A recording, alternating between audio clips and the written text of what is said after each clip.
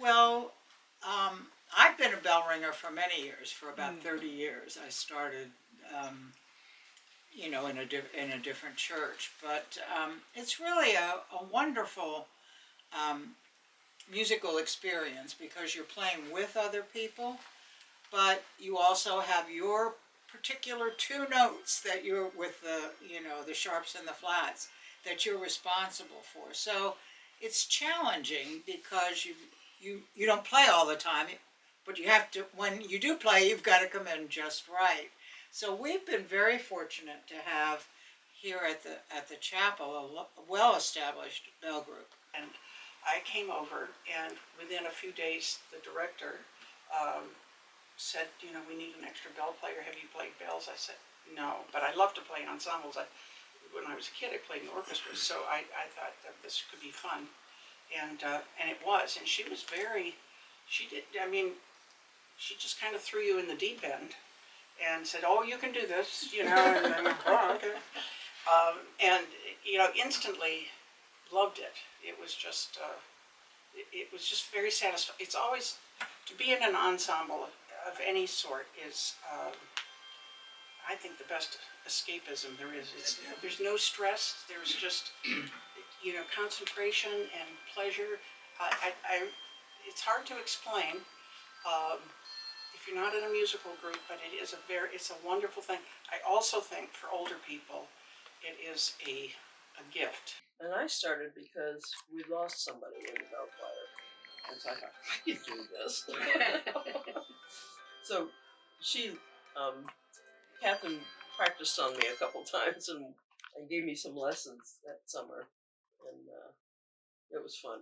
So Our particular group, as Nancy said, they've always had bells here, and they had two music ministers who were very enthusiastic about bells. The last music minister retired, and then the pandemic came. So for a while we weren't ringing, and then finally we said, well, we could get together.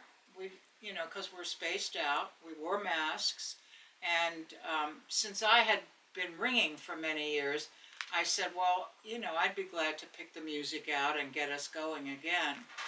And because it's something that we really enjoyed doing, and when you're older, you don't know, how many more years you'll have to be able to participate in a musical group like this. So that was how I became sort of the de facto And she's leader. a musician. And I am a musician.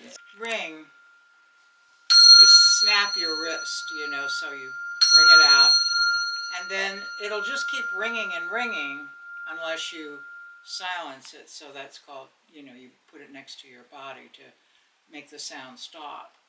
But there are lots of, now these are high bells. They go even a little higher than this, but these are, so you can see how small they are. But as they get lower, the bells get bigger and bigger, and the bottom bells are really big.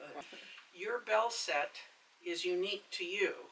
So if it needs to be tuned, they want to see the whole set so that they can match the tone and the tone basically, because every set that's made for a different customer has a unique sound.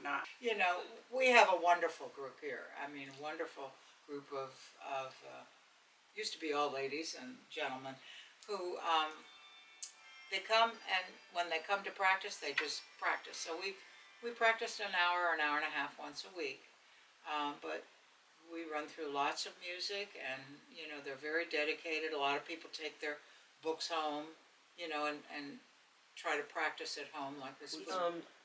Well, when you play the organ, you're responsible for everything, and if you leave out a note here and there, it doesn't matter so much. But if you're playing in the bells and you leave out a note, there's a big hole. So here we ring for the prelude before the service starts sometimes, and then sometimes we play during what's called the introit, which is once they give the first prayers, then we do a musical piece to sort of set the tone for the service. or we'll ring during the service for special music, or sometimes we've rung during the offertory. Mhm. So It's just just depends. different times during the service. Yeah. And I always try to choose music that goes along with the basic theme of that morning, you The know, like readings, what the verses are, the scripture verses are going to be, or what the minister's going to speak about, so that, you know, we're not ringing "Oh Happy Day" and it's, you know, it's not a happy day. Yeah.